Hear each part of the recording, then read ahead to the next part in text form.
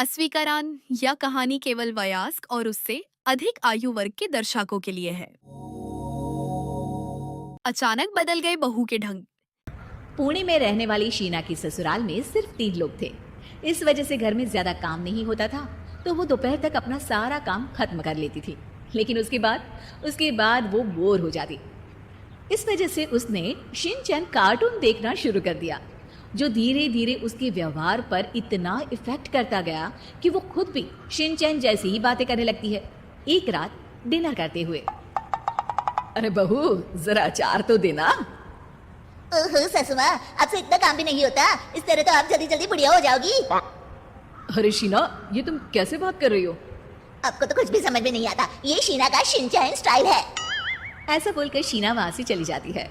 अगली सुबह शीना सबके उठने से पहले ही घर का काम खत्म करके कार्टून देखने बैठ जाती है। अरे वाह बहू, कमाल ही कर दिया, इतनी जल्दी सारा काम खत्म कर दिया। बस भी कीजिए, अब मैं इतनी भी कुछ खास नहीं। ओफो, तुम और तुम्हारे शिनचैन का भूत, जाने कब नॉर्मल इंसान की तरह बात करोगी। मॉम, आप तो बस मुझसे चलती रहती हैं। आपको क्या पता मेरी लाइफ कितनी मुश्किल है। अच्छा छोड़िए, अब मैं शॉपिंग के लिए जा रही हूँ। हाँ हाँ, तो ये है तुम्हारी मुश्किल लाइफ। शीना शॉपिंग करने मार्केट पहुंच जाती है, जहां उसे जय के ऑफिस की एक लड़की मिलती है। हेलो, आप जय की वाइफ है ना? हेलो, मेरा नाम शीना है। मैं 26 साल की हूँ और मुझे शिमला मिर्च बिल्कुल भी पसंद नहीं है, पर शिमला जा सकती हूँ। हाँ। शीना की बात सुनकर लड़की आगे कुछ बोले बिना वहां से चली जाती है। कमाल है, आजकल के बच्चों को इंटेलिजेंट लोगों से बात करना आता ही नहीं। शीना शॉपिंग करके घर वापस आती है, जहां सास और जय साथ बैठकर आइसक्रीम खा रहे होते हैं। मैं कितने मतलबी लोगों के बीच रह रही हूँ। एक छोटी प्यारी बच्ची के बारे में सोचे बिना सब आइसक्रीम खाने बैठ गए। अब इतना नाटक करने की जरूरत नहीं है, तुम्हारी आइसक्रीम फ्रिज में रखी है, खा लो। आइसक्रीम, मैं आ रही हूँ। इसी तरह दिन बीतते हैं। अभी तक तो घर में सारे लोग शीना की हरकतों से परेशान हो चुके होते हैं।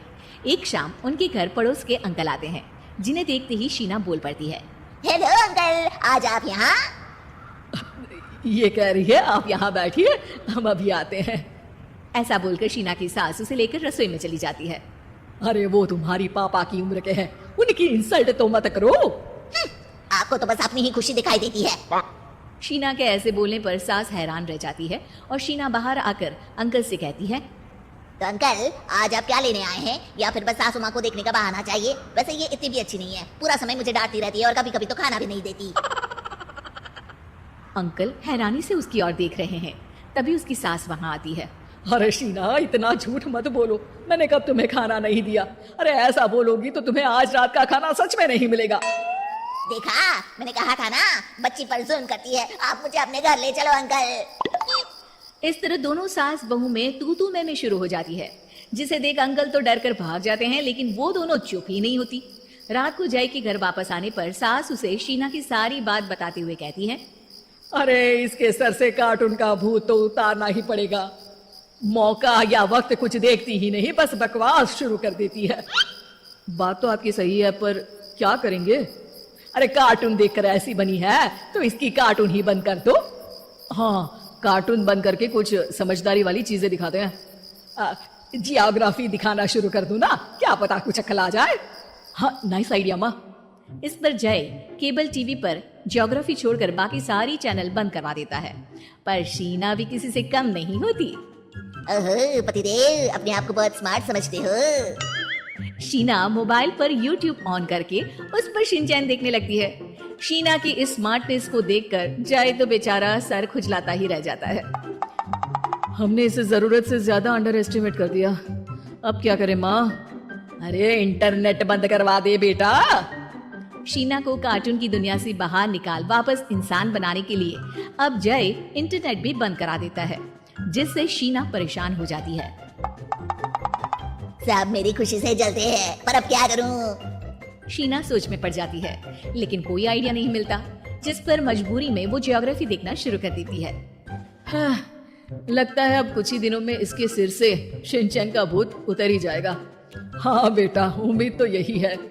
दिन बीतते हैं और घर में सब शीना के बोलने का इंतजार करने लगते हैं, लेकिन शीना टीवी में ऐसी खो जाती है कि उससे पूछे सवालों का हाँ या ना के अलावा और कुछ जवाब ही नहीं देती।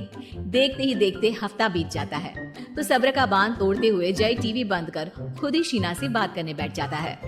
क्या बात है शीना, पहले तुम ज्योग्राफी देखने को तैयार नहीं थी और जब देखने बैठी तो इसके आगे किसी चीज की कोई सूध ही नहीं, ना किसी से बात करनी ना घर का कोई काम। अरे माँ कब तक अकेले सब कुछ संभालेंगी? अभी भी तुम्हारे सर से शिनचैन का भूत उतरा कि नहीं? जब मादा भालू नर भालू से बात नहीं करती तो वो उनका ध्यान अपनी तरफ आकर्षित करने के लिए बिल्कुल यही हरकत करते हैं। तुम नर भालू हो। शीना के ऐसा बोलते ही जय और उसकी मम्मी एक दूसरे की तरफ देख सर पकड़कर बैठ जाते हैं। ऐसी और वीडियो के लिए हमारे चैनल को सब्सक्राइब करें